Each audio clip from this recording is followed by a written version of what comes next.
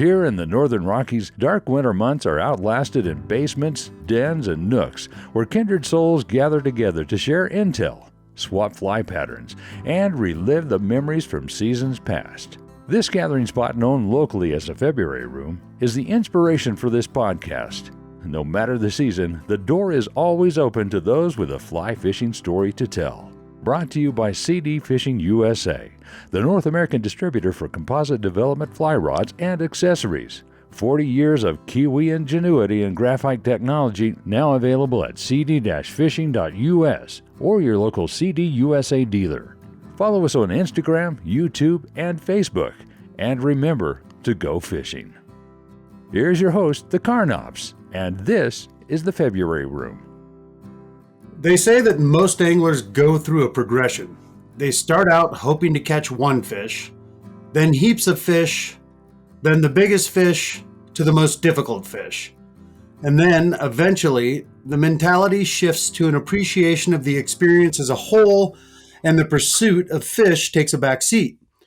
At this stage, efforts are directed towards education, conservation, and involvement with groups and organizations of like-minded folks. Casey Hackathorn, does this model describe your personal journey through fly fishing at all? Yeah, I think that's true, although I still like to catch fish.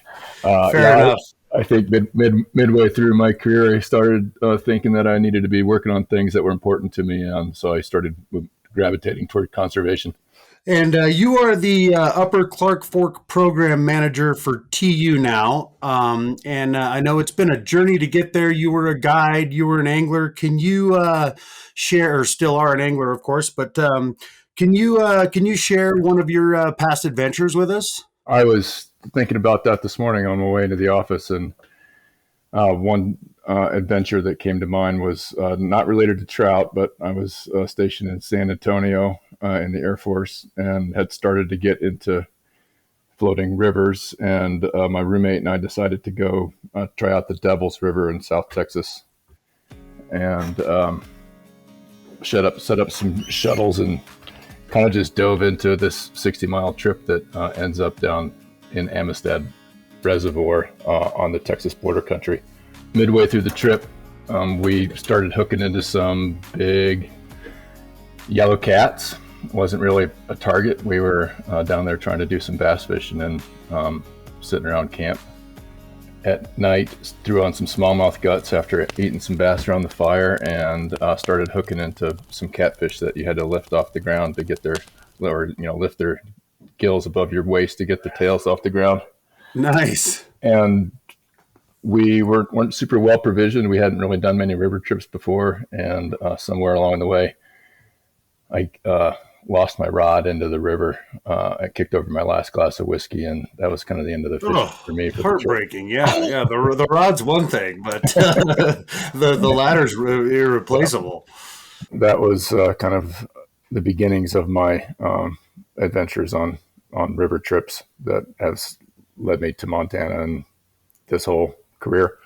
So that trip down the Devils was kind of the impetus for your move out to the West. You're from the Midwest originally, right? A Midwestern transplant? Yeah, I grew up around Kansas City. We lived on a farm and had a stream that ran through our farm, and I've always been fascinated by moving water. We were a family of meat fishermen, mostly lakes and reservoirs, and didn't really know much about rivers or how to navigate them. But that kind of stuck with me all my life, and eventually found my way to getting down them. That's interesting that you kind of started out on the Devil's River. That's a place that I've been meaning to get to. I produced a show there years ago, but I was not able to attend the production. And it looks just super cool. There's a bunch of different fish in that thing, correct? Yeah, it's pretty neat. It basically flows out of the ground on the edge of the Edwards Plateau, which is the hill country in Texas. And the groundwater basically kind of finds its way out of this limestone system. So it flows out of the ground, swimming pool color, clear, and winds its way south through a bunch of ranch land before it hits Amistad Reservoir and meets up with the Pecos on the Rio Grande. But there's native bass. There's some chitlins, the Rio Grande perch in there. There's carp. There's several catfish. It's kind of a menagerie of fish. No trout though. That's okay. There's lots of places to fish for trout. It's cool when you can find a place like that with a variety of different warm water species to go target. Yeah, at the time it was not a place that there was much traffic. The stream access law in Texas is a little murkier than Montana. The ranchers down there date back to Spanish land grant time, so they own the bed of the river and the banks. And while if you're not seen, is probably the best approach there, but it makes it a little harder to do multi-day trips. There's very little public land down there, so it's a little sporty, but a fun adventure. So if you spill your bourbon down there, you're kind of out of luck. There's no recovering it. Yeah, that's right. Yeah, in fact, the later trip is a whole nother story. We'll talk some other time. But I lost a boat down there, and it's not very easy to get out of either. The Devil's River's living up to its name for you. Right. Well, very cool. So yeah, as I mentioned, you're the Upper Clark Fork program manager for TU, and one of our first introductions in person was on the Upper Clark Fork during a production of TU's television program, with an emphasis on the cleanup efforts that were underway. And that was kind of right at the beginning of that cleanup effort, I believe. And for many years, the fishing improved greatly up there. And specifically, personally, I saw an increase in the numbers of West Slope cutthroat, which seemed to be making quite a comeback. Can you give us some background on the targeted habitat improvement projects on the Upper Clark Fork and the tributaries?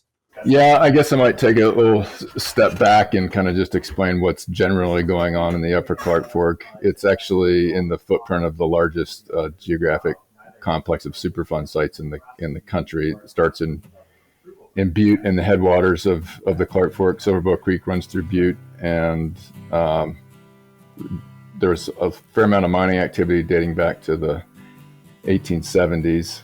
And in 1908, there was a historic flood of record. At the time, there were more than a dozen smelters and tons of underground mines in Butte. All of that smelter and mine waste got washed down into the Clark Fork, deposited in the floodplain through the Deer Lodge Valley, and then eventually stacked up behind the recently completed Milltown Dam. So those mine wastes contain a handful of metals and arsenic that are toxic to fish and people. And eventually they were designated as Superfund sites, and work began really in the mid-2000s to start cleaning them up. You were around through the whole Milltown Dam removal process. That was pretty much completed by the time you and I did that float for the TU TV show. And I started working for Trout Unlimited about the time that the cleanup work turned toward that Deer Lodge Valley, kind of between Warm Springs, where the Clark Forks formed, with Warm Springs Creek and Silverbow Creek, down to about Garrison.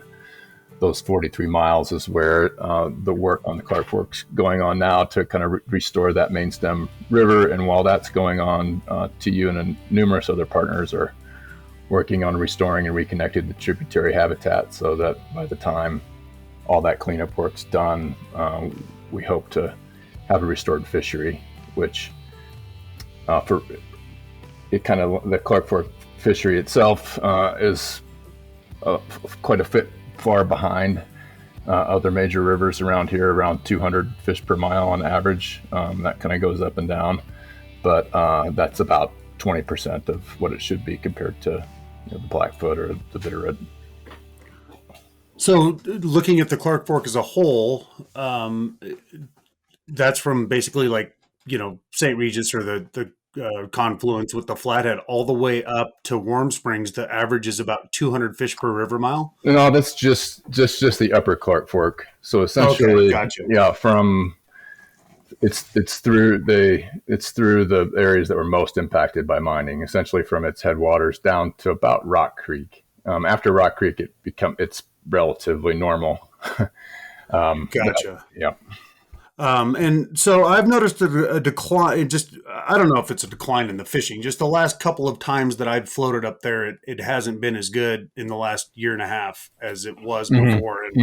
Initially I thought that perhaps I was just running into bad timing because the river didn't look really any different to me. There just didn't seem to be trout where there usually are. And then I had heard a rumor of a fish kill and some incidental loss of fish habitat associated with some cleanup efforts. Can you kind of sift through the hyperbole and rhetoric here and provide us with an actual your assessment of the trend relative to the Upper Clark Fork? Yeah, I'll try to.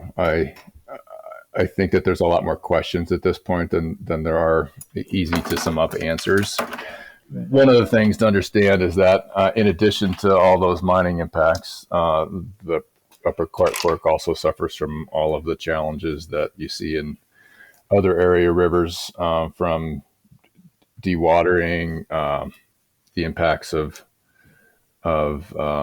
nutrients, and from both natural sources and from things like septic tanks and municipal water systems. So you have that those algae issues you see in the Clark Fork. And connectivity issues. So their connected tributaries are also an issue. So you start stacking all of those problems on top of each other. Sometimes it's very hard to tease out what the actual limiting factors are for fish. But one part is undeniable, that in the last several years, the fishery immediately below Warm Springs ponds, which is essentially where Silverboat Creek comes in and forms the Clark Fork, the fish populations drop precipitously. And we're at kind of all-time lows in that reach immediately below the ponds. And historically, those ponds have been a subsidy for fish. Basically, it's not exactly a tailwater, but because of the nutrients available, it basically had a very productive system immediately below the ponds with fish populations, up to 2,000 fish per mile. Mostly brown trout dominated. Brown trout are a little more tolerant of higher water temperatures and the metals that were around up there. But the last couple of years, the fish counts have been down, below 100, in some cases, less than 50 trout per mile in that reach.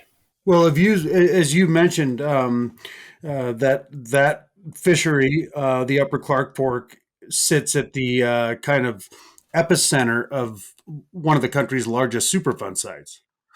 So it's a daunting task that TU and your partners have to try to clean up an area that was so impacted by mining and other activities. Yeah, I've been at it for about 10 years, and I feel like I'm just kind of wrapping my arms around really what all is going on. Trout Unlimited is one of many partners, state and federal agencies, local advocates, all kind of working toward that same goal. So there's dozens of people out there spending their careers trying to work on this, and we just have kind of one piece of the puzzle.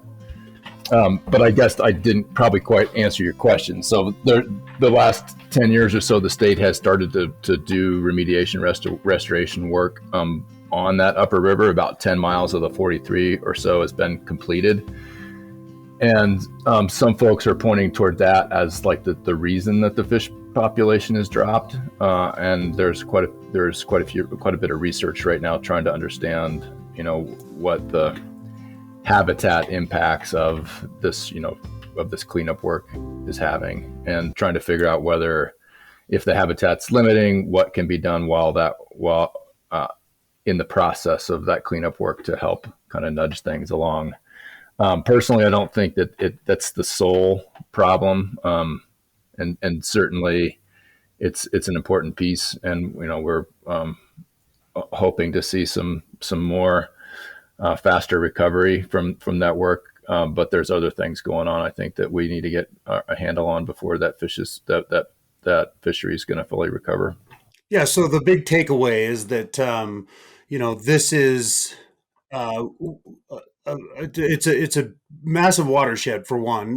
The Clark Fork being the largest watershed by volume in the state of Montana, Hmm. correct? That's true. Yeah. In the upper Clark Fork, the parts that are essentially above Milltown Dam or above the Blackfoot River it's about 4,000 square miles. So it's a big area. And a big area that was mistreated in terms of cold water habitat for many decades. Yeah. And it's going to take a lot of time and effort to get this to where your aspirations are, and to you and your partners, and maybe where some of the local angling community would like it to be. Yeah, that's true. Yeah, so you got to kind of ride these little fluctuations in and out, because I know that it seemed like 4 years ago it was really good up there, and then of course you have more angling pressure too, and to kind of steer things away from the Upper Clark Fork, um, specifically Western Montana as a whole, kind of stands at a crossroads. On one fork we have really largely healthy river systems here. And we're on the heels of several good water years, so we're enjoying the benefits of that, of having plenty of cold, clear water in the systems on our side of the mountains, anyway. And on the other road, we have this legion of anglers and Hmm. increased commercial use, guides, and other river users that shows no signs of slowing down. In your opinion, how do we find some measure of balance to maintain the river resources, the fish, and the overall experience for river users? Well, that is a really good question, Dude, Justin. it's $1 million question.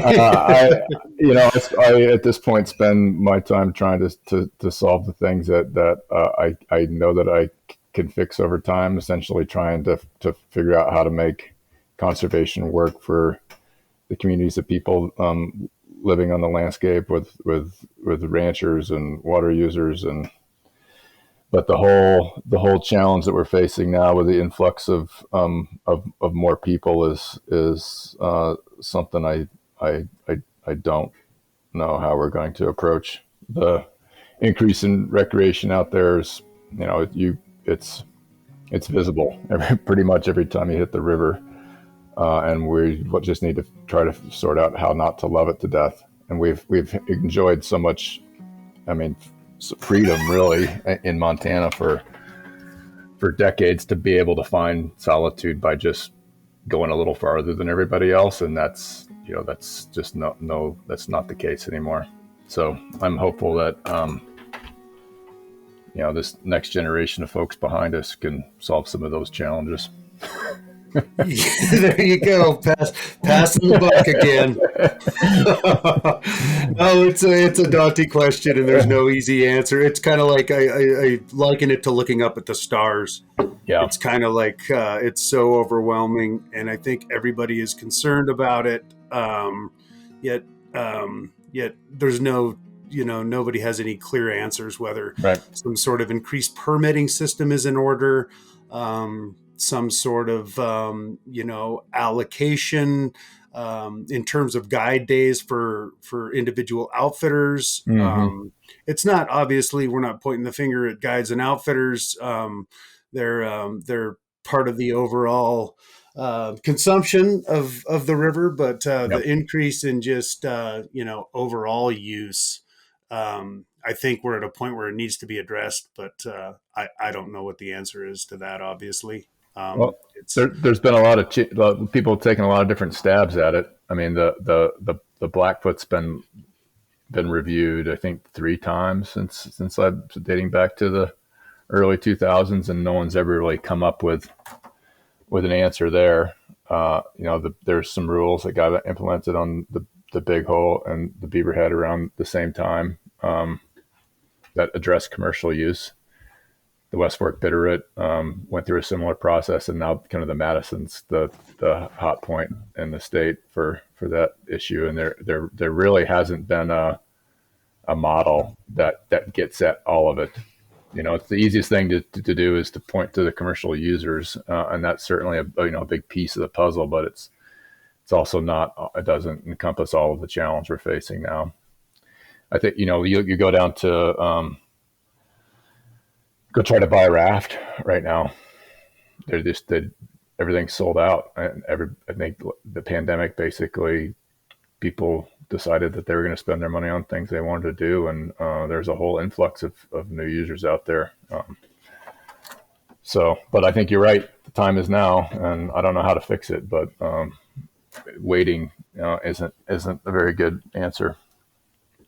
Yeah, it's such an interesting consequence of the pandemic. I don't know if consequence is the right word, but just I did not foresee this surge in outdoor activity as as a tag along aspect of a global pandemic. Right.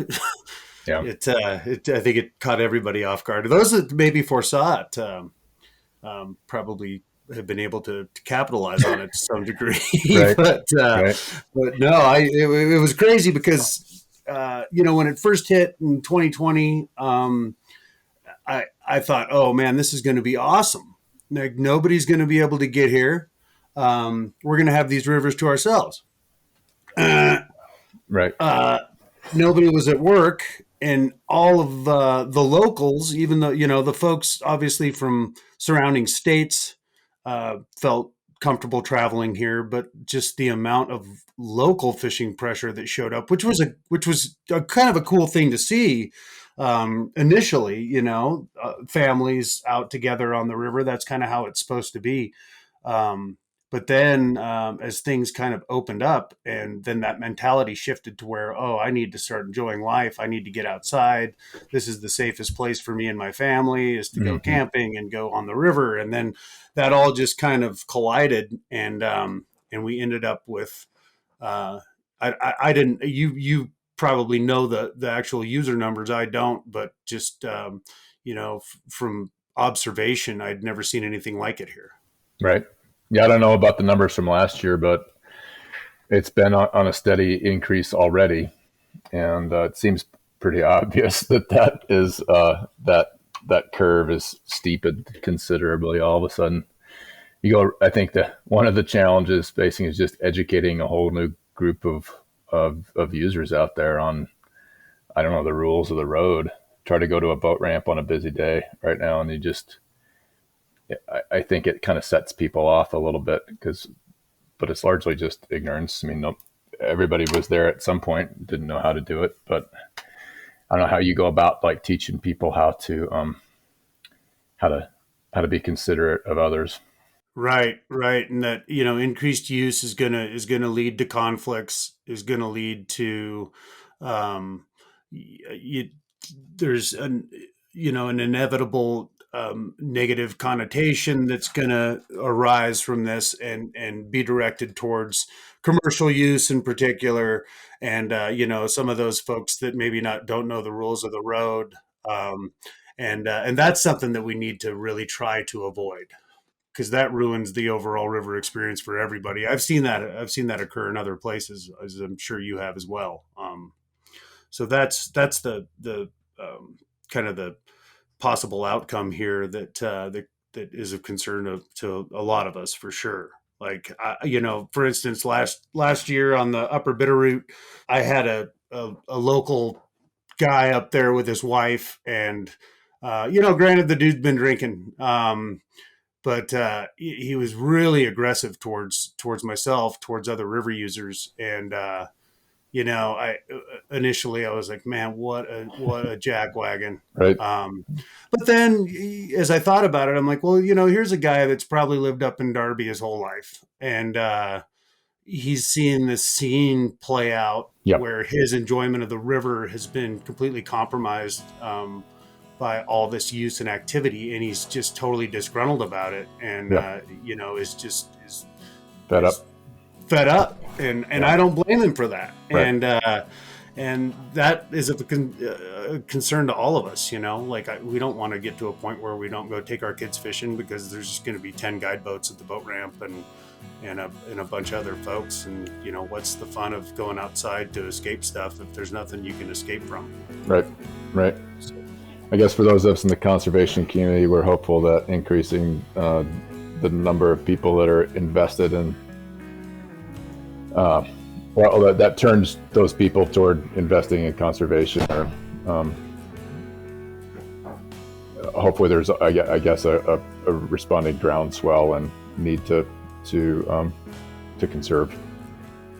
Right, which is hopefully a positive outcome Right. in all of this, is that as more people do get involved in fishing and boating and river recreating, then you have a larger base of concerned citizens that then want to perhaps follow this initial progression that I mentioned, and land at a place where they're like, okay, well, we do need to do something to preserve and protect this for future generations. You've spent a lot of time recreating in Montana, fishing, hunting, hiking. Any close calls with bears or other wildlife you got?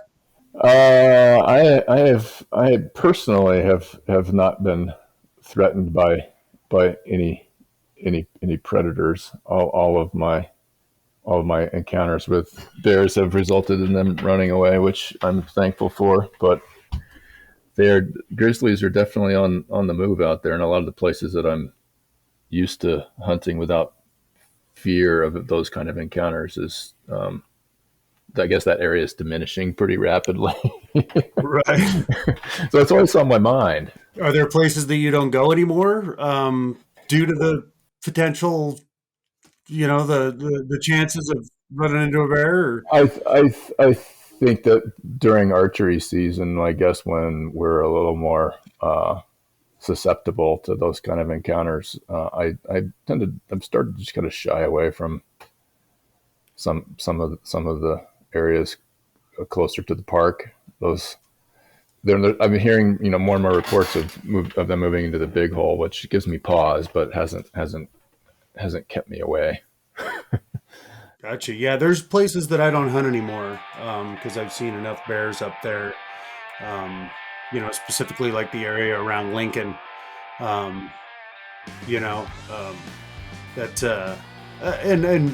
you, I haven't had any close calls like where I felt that I was in danger. I've been close to bears, but fortunately they've gone their other way and I've gone mine. But there's definitely it's always on my mind, and there are places that I don't go anymore.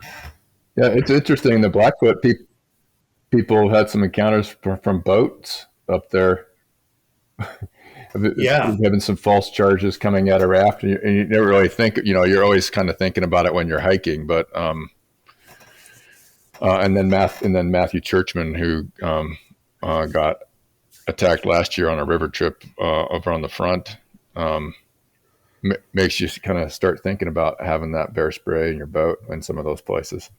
Yeah, for sure. We had done that same float where Matt got attacked a week before, and it could have easily been us. I can't say that I had the bear spray on my hip all the time, and I'm sure knowing that crew and those anglers and Right. and those boaters, I know that they were very well prepared, and it was just one moment where the guard was let down, and that can happen to anyone. I just got a new bear spray belt. Have you seen those?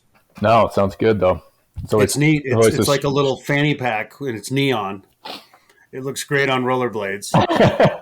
You always struggle with trying. I attach it to my pack, but then it's usually stuck. Then you can't take it off, and or you set your pack down and you're making a stalk or something. It's kind of hard to figure out what to do with it. And then you're always afraid that you're actually going to set it off when it's in your rig. I haven't had that happen yet, but it doesn't sound like would be very pleasant. Did I ever tell you my bear spray, my self bear spraying incident? I don't think so.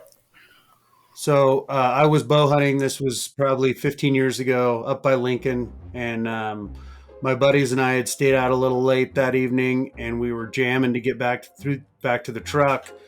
And we went through this stand of like kind of old burned out lodgepole Christmas trees, and how those are super grabby and sticky. And at some point during that descent, unbeknownst to me, one of those Christmas trees grabbed the safety latch on my bear spray, and I didn't know that. And then when I got down to the truck, we were parked below this little embankment, and I had to step down, and I pinned the bear spray between my belly, my gut, and my upper thigh, and the nozzle went down my pants, and I emptied about half the can down my pants. So don't bear spray your own balls. That's the moral of the story. Have you recovered from that? I did. It took some time. I rushed down to camp and I took a shower, and I might have had a nip of Bushmills. And I laid down on my cot and everything seemed okay. And then, 20 minutes later, it started burning, and I didn't sleep a wink that night. And about 4 a.m, it kind of started to subside. And I thought, oh, I'm good enough to go hunt today. So we went back up on the mountain. And when I started hiking, I assumed my sweat pores opened back up, and it all started over again. And I was sitting there, we were glassing some elk. I put my binos up and I took them down, and I felt my eyes kind of burning. And I looked at my buddy, and he started laughing at me. And he's like, man, let's get the hell out of here. You're a mess. You've got bear sprays in your eye. You got bear spray in your eyes. I can smell it all over you. It's starting to sting me. This is a done deal. And I had to end up throwing my clothes away. I tried washing it out of them, but that kept saying sticky stuff. Yeah. So anyway, you do bring up a good point. I've got to spend some time on the Blackfoot here in the next little bit, and I'm going to get a new can today to go with my new belt, because I did hear one of those stories that you related of a boat being bluff charged up there recently. Mm-hmm. Well, good. Any other fishing stories or anything that you got for us today, Casey? You got. You must have, you ever flip a boat or lose an oar or anything interesting, or are you just a straight shooter? Well, I think that they say that there's only two kinds of people that have flipped a boat and people that haven't flipped a boat yet. Right. Which class are you? I flipped some boats, yeah. I this non-fishing story, but I don't know, must have been 15 or 20 years ago, I was sitting at one of those houses on Vine Street in the Lower Rattlesnake, and had a few cocktails, and started talking to a now a longtime friend of mine, but I'd never met him before, about paddling. I had taught some canoe courses for Knowles over the years, and we started trading stories about canoe trips. And he said, well, the North Fork of the Blackfoot's looking pretty good right now.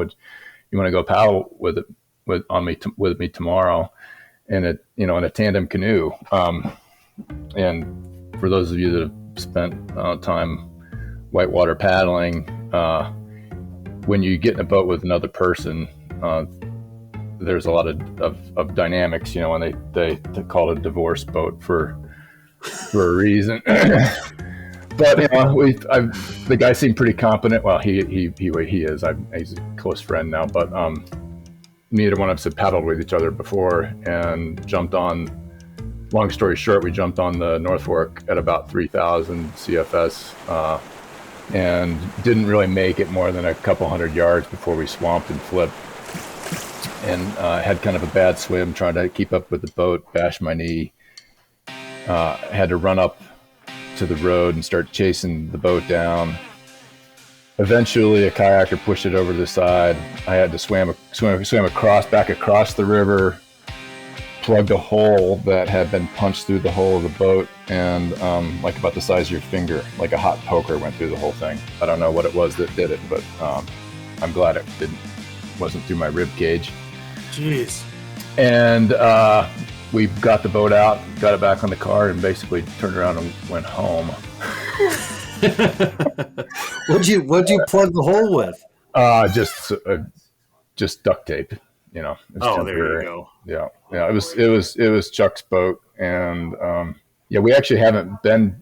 We're longtime friends at this point. We haven't been back in a boat together since. Oh, really? Yeah, that was that was the end of the romance. I guess the moral of the story is, to start with something mellow when you're learning a new partner. Yeah, that's good advice. I tend to veer towards the more mellow stuff anyway when I can these days. Yeah.